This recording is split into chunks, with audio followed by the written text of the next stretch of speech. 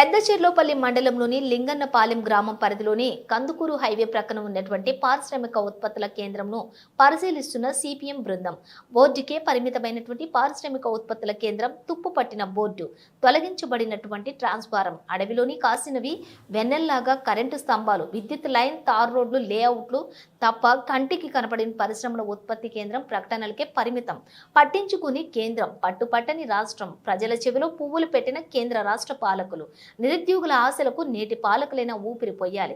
కేంద్ర ప్రభుత్వంతో అంటగడుతున్నటువంటి కూటమి ప్రభుత్వం నింజుకు నిధులు రాబట్టి ప్రజల ఆకాంక్షను నెరవేర్చాలన్నటువంటి సిపిఎం బృందం.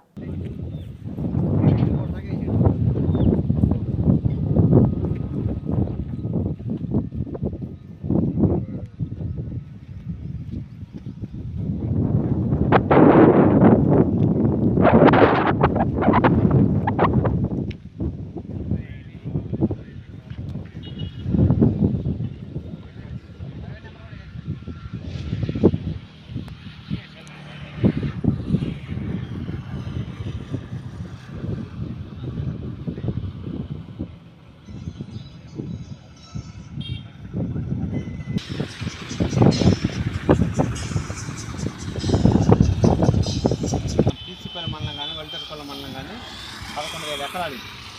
11 కాదు, ఇంకా ఉంది. కనీసం ఇప్పుడు 14,370 నాకు అది వదిలేసే కానీ